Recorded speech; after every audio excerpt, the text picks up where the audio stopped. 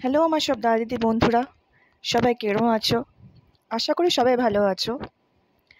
আজকে তোমরা সবাই দেখতেই পারছো কি আমি ভিডিওতে কি নিয়ে বসছি। মানে হয়েছে কি, আমি 3-4 দিন আগে বাজারে গিয়েছিলাম, কলা আনছিলাম ওখান থেকে। তো আমার দুধ কলা মুড়ি তারপর আম দিয়ে মেখে খেতে খুব ভালো লাগে। তো কয়টা তো খেয়ে ফেলেছি, কিন্তু বাকি 3টা রয়ে গেছিলো। তো এখন 3-4 দিন পর দেখি কলাটা অনেকটা পেকে গেছে, আর কেউ খেতেও যাচ্ছে না। তাই আমি ভাবলাম কলাটাকে এমনি না খেয়ে নিয়ে কেন না একটা পিঠে বানাই। তো সকালে সব কাজটা সেরে নিয়ে, যেটা দুপুরের খাওয়া টাওয়া হবে, রান্না বান্না সব কিছু করে নিয়ে আমি কলা নিয়ে বসলাম। এখন হাতের সামনে যা পাচ্ছি, কি আছে আমার কাছে ইনগ্রেডিয়েন্টস আমি তাও জানি না। তো কলাটা নিয়ে কয়েক অল্প চিনি দিলাম, 2-3 চামচ চিনি দিয়ে তারপর আটা দিলাম। আটা ময়দা দুটার মধ্যে কোনো একটা দিলেই চলে, কিন্তু সবসময় আমি দেখছি আমার বাড়িতে আটা দিয়ে বানানো হয়, কেন কি ময়দাটা দিলে অল্প মানে বেশি টানা টানা হয়ে যায়। ওই জন্য আমি আটা দিয়েছি। আর হলো অল্প সুজি দিলাম।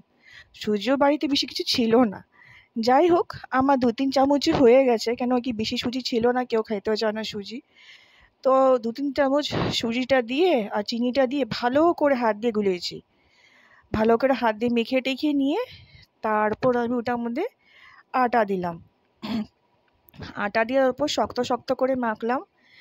দেখলাম কি না, একটু মনে হয় আটাটা লাগবে।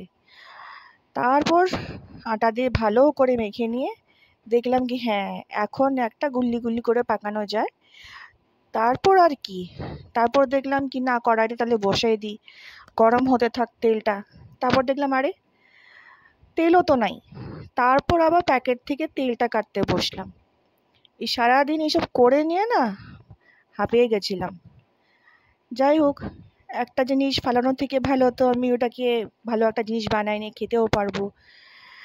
তারপর তেলটাকে গরম টরম করে নিয়ে, বেশি গরম করতে পারবো না, কেন কি বেশি গরম করলে আবার এই পিঠেতে পুরো একদম মানে পুরা লেগে ধরবে। আমি মিডিয়াম হিটে রাখছিলাম। তারপর গুল্লি গুল্লি দিয়ে নিয়ে আমি ওটাকে ভালো মিডিয়াম আঁচে অনেকক্ষণ ধরে ওটাকে আমি ফ্রাই করলাম। তারপর দেখলাম কি না, সত্যি খুবই ভালো হয়েছে। তারপর পাশের বাড়ি একজন আছে আমাদের, ওখানেও যা কয়েকটা দিয়ে আসলাম, ভালো লাগলো। বললো কি না সত্যি এটা খুবই ভালো হয়েছে। আমারও খুব ভালো লাগলো। এটা সবসময় বানানো হয় না, মানে ভাবছিলাম কি করি, কলাটাকে ফেলাই দিব, দরকার নাই, ওর থেকে ভালো কিছু একটা বানাই খাইনি।